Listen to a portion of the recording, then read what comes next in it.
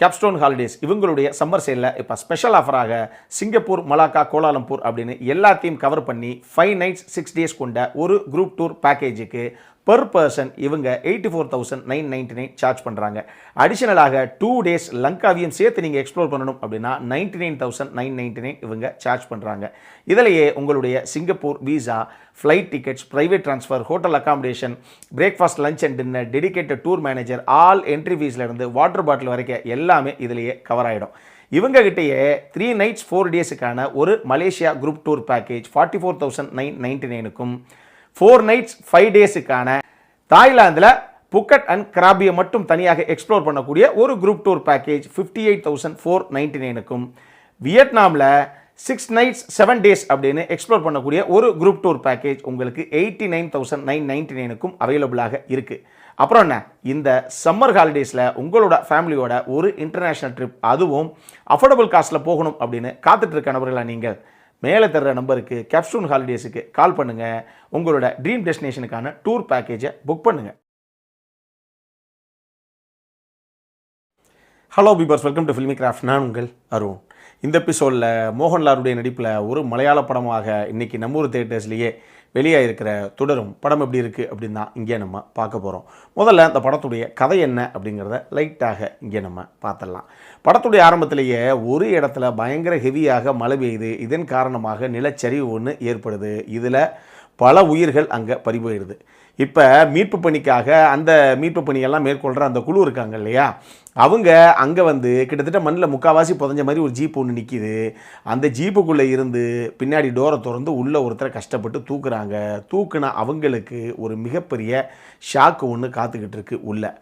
அப்படி என்னத்தை தான் பார்த்தாங்க அப்படிங்கிறது அப்போ நமக்கு காண்பிக்கப்படலை. கட் பண்ணால் நம்ம ஹீரோவுடைய இன்ட்ரோ. அவருடைய பேர் சண்முகம், ஆனால் எல்லாரும் அவரை பென்ஸ் அப்படின்னு சொல்லி தான் செல்லமாக கூப்பிட்றாங்க. நம்ம ஆளுக்கு ஒரு அழகான குடும்பம், மனைவி, 2 பிள்ளைங்க, 2மே டீனேஜ் பசங்க தான், ஒரு பையன் ஒரு பொண்ணு அப்படின்னு.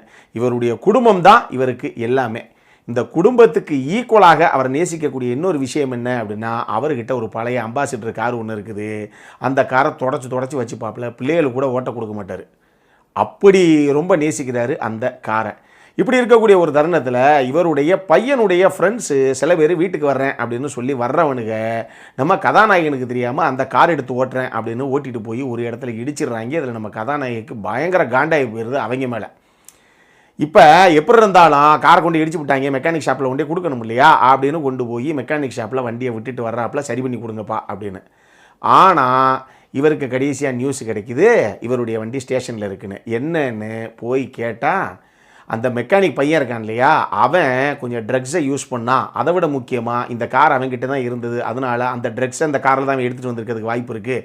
அதனால் இந்த காரையும் அவனை அரெஸ்ட் பண்ணும்போது சேர்ந்தே சீஸ் பண்ணிட்டான் அப்படின்னு சொல்கிறாங்க போலீஸ் டிபார்ட்மெண்ட்டில். இப்போ நல்லா பார்த்துக்கோங்க, பெத்த பிள்ளைகளுக்கே காரை கொடுக்காத ஒரு மனுஷன் போலீஸ் ஸ்டேஷனில் தான் வண்டி நமக்கு என்னென்னு துடைக்காமல் சும்மா நிற்கிறத பார்த்துட்டு சும்மா இருப்பாப்லையா? எப்படியாவது தன்னுடைய காரை இங்கேருந்து எடுத்தே ஆகணும் அப்படிங்கிறதுக்காக ஒரு முயற்சியில் இவரே இறங்க போக, இதுக்கப்புறம் அடுக்கடுக்காக அரங்கேறின சம்பவங்கள் தான் இந்த படத்துடைய மொத்த கதையை. இந்த படத்தை பொறுத்தளவுக்கு கேஆர் சுனில், தருண்மூர்த்தி அப்படிங்கிற 2 பேரும் சேர்ந்து எழுதியிருக்காங்க. தருண்மூர்த்தி தான் இதை இயக்கியிருக்காப்புல தனியாக. தருண்மூர்த்தியை பற்றி சொல்லணும் அப்படின்னா, ஏற்கனவே ஆப்ரேஷன் ஜாவா, சவுதி வெள்ளக்கா அப்படின்னு எக்ஸ்ட்ராடினரி படங்கள் 2 கொடுத்த ஒரு இயக்குனர். அவருடைய 3வது படம் தான் இது. அதனாலேயே அதுவும் மோகன்லாலோட ஒரு படம் அப்படிங்கும்போது டெஃபினட்டாக ஏதோ ஒரு சமாச்சாரங்கள் இந்த படத்துக்குள்ளே இருக்குது அப்படிங்கிற ஒரு எதிர்பார்ப்பு எனக்கு இருந்தது. என்ன படம்டா சாமி, அந்த கேட்டகரியில் வைக்க வேண்டிய ஒரு படம் இது. சாலிடான ரைட்டிங் பஸ், ஒரு சாதாரண கதை எடுத்துக்கிட்டு அதை எந்த அளவுக்கு ஆடியன்ஸை பரபரப்புடைய உச்சியில் பயங்கர எமோஷனல் கனெக்டை கொடுக்குற அளவுக்கு ரைட்டிங்லேயும் சரி, அதை காட்சிகளாக இவங்க கன்வெர்ட் பண்ண விதத்துலேயும் சரி, அந்த அளவுக்கு அட்டகாசமான ஒரு அவுட்புட்டை கொடுத்துருக்காங்க இந்த டீமை. இதில் மோகன்லாலை பொறுத்தளவுக்கு எந்த மாதிரி ஒரு நடிகர் அப்படிங்கிறது நமக்கு தெரியும். பட் எனக்கு மட்டும்தான் தோணுச்சா இல்லை உங்களுக்கும் தோணுமா அப்படிங்கிறது எனக்கு தெரியல. இந்த படத்தை பார்க்கும்போது திருஷ்யம் படத்தில் அந்த ஜார்ஜ் குட்டி இருக்குமே, அந்த கதாபாத்திரத்துடைய எக்ஸ்டெண்டட் வெர்ஷன் தானோ அப்படிங்கிற மாதிரியே எனக்கு என்னமோ லைட்டாக பேக் ஆஃப் த மைண்டில் ஒரு ஃபீல் நின்றுக்கிட்டே இருந்தது. ஏன்னா இந்த படத்துலையும் அவருடைய கதாபாத்திரம் அந்த மாதிரி தான். அதாவது தன்னுடைய குடும்பம், அந்த குடும்பத்துக்கு ஒன்று அப்படின்னா நம்ம சும்மா விட மாட்டோம் அப்படிங்கிற மாதிரியே ஒரு கேரக்டரைசேஷன் தான் அது. இருந்தோம் அதில் ரொம்ப சட்டிலாகவே கடைசி வரைக்கும் பண்ணியிருப்பார் இல்லையா திருஷ்யத்தில். இதில் கொஞ்சம் மாசாக ஒரு சில சமாச்சாரங்கள் இருக்குது. அதை எந்த அளவுக்கு பெர்ஃபார்மன்ஸில் ஃபினாமினலாக பெர்ஃபார்ம் பண்ண முடியுமோ அந்த அளவுக்கு புல் ஆஃப் பண்ணியிருக்காரு மோகன்லால். லால் எட்டன் தான் அப்படிங்கிறத ப்ரூவ் பண்ணியிருக்காரு. செமையான ஒரு பர்ஃபார்மன்ஸு அவர்கிட்ட இருந்து. அவருக்கு ஈக்குவலாக இன்னொரு பர்ஃபார்மர் அந்த படத்தில் நீங்கள் கை காட்டணும் அப்படின்னா பிரகாஷ் வர்மா. என்ன மாதிரி ஒரு ஆர்டிஸ்ட்டுங்க அவர். அந்த கதாபாத்திரம் எழுதப்பட்ட விதமாகட்டும், அதை பிரகாஷ் வர்மா புல் ஆஃப் பண்ண விதமாகட்டும் எக்ஸ்ட்ராடினரி. டுவர்ட்ஸ் கிளைமேக்ஸ்லாம் போகும்போது அந்த ஆளுக்கு மூஞ்சிலே ஒன்று கொடுத்தா என்னங்கிற அளவுக்கு ஒரு வெறி வருது பாருங்க நமக்கு. அதுதான் அந்த கதாபாத்திர வடிவமைப்போட வெற்றியை அட்டகாசமாக புல் ஆஃப் பண்ணியிருக்காரு அவர். வினு பாபுடைய கதாபாத்திரமும் அதுவும் ஒரு நல்ல கதாபாத்திரம். அவரும் சூப்பராக புல் ஆஃப் பண்ணியிருந்தார் அந்த கேரக்டரை. இன்னும் கடைசியாக சொல்லணும் அப்படின்னா நம்ம சோபனாவுடைய கதாபாத்திரம். அவங்க ஒரு ஃபினாமினல் ஆர்டிஸ்ட்டுங்கிறது நமக்கு தெரியும். கிடைச்ச சின்ன ஸ்பேஸ், அது ரொம்ப கம்மியான ஸ்பேஸ் தான் அவங்களுக்கு. பட் இருந்தாலும் அந்த சீன்ஸை எந்த அளவுக்கு எலிவேட் பண்ண முடியுமோ பெர்ஃபார்மன்ஸில் அட்டகாசமாக பண்ணியிருக்காங்க. பின்னாடி செகண்ட் ஹாஃபில் நிறைய சீக்வன்ஸ் கொஞ்சம் இருக்குது. அது நான் எங்கே ஏதுன்னெலாம் இங்கே நான் சொல்ல விரும்பலை, நீங்கள் பார்த்தே தெரிஞ்சுக்கோங்க. அதெல்லாம் செம்மையாக பண்ணியிருக்காங்க. ஒரு எக்ஸ்பீரியன்ஸ்டு ஆர்டிஸ்டாக எப்படி எந்த விஷயங்களுக்கு எந்த மாதிரி ரியாக்ட் பண்ணால் அது இன்னும் பெரிய இம்பேக்டை க்ரியேட் பண்ணணும்னு தெரிஞ்சு அது ரொம்ப நல்லாவே பண்ணியிருக்காங்க சோபனா. சப்போர்ட்டிங் காஸ்ட்லேயும் அவங்க எல்லாரும் ஏற்றுக்கிட்ட கதாபாத்திரத்தை அந்த அளவுக்கு கனக்கச்சிதமாக ஸ்க்ரீனில் கொண்டு வந்திருக்காங்க அப்படின்னு நான் சொல்லுவேன். ஷாஜி குமாருடைய சினிமோட்டோகிராஃபி தான் இந்த படத்துக்கான அந்த மூடை செட் பண்ணுச்சு.